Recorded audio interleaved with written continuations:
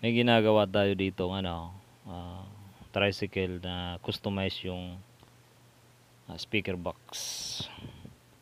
So lalapatan natin ng plywood.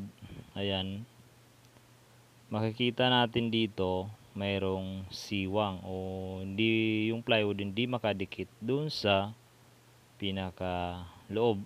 So paano ba ang gagawin natin? Ayan, kikita natin may siwang. Ayan, kasya yung lapis natin, yung pangguhit. Gagawin natin, kukuha tayo ng carton or yung cardboard.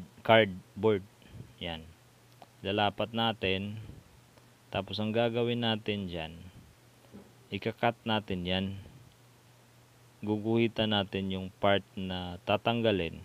Ayan, dito sa ilalim, yan yung tatanggalin natin.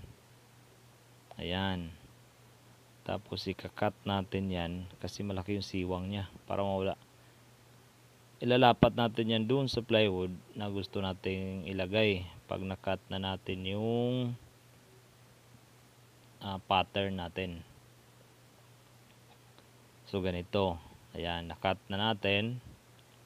Ayan siya, so wala na siyang siwang, kasya na sa dulo. Ayan, tapos ilalapat natin yan ngayon doon sa plywood na gagamitin natin para sa customized na speaker box. Ayan, ganyan yung resulta nya.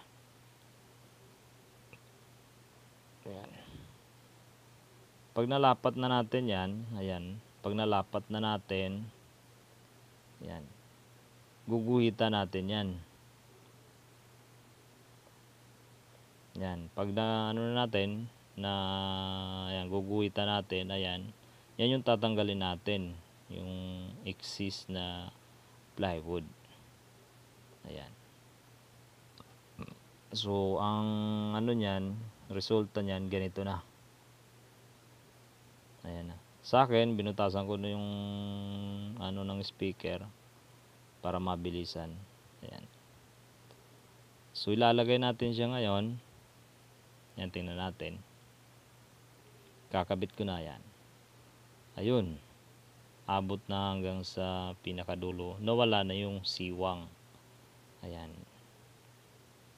ganun din sa kabila yung gagawin natin.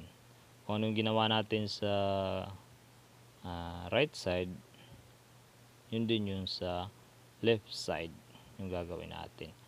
The same pa rin na procedure. Ayan, gagawa ng pattern, tapos ilalapat, tapos ikat, tapos ayun na, kuhang-kuha na yung wala nang siwang yung magkabilang dulo ng tricycle na customize yung box.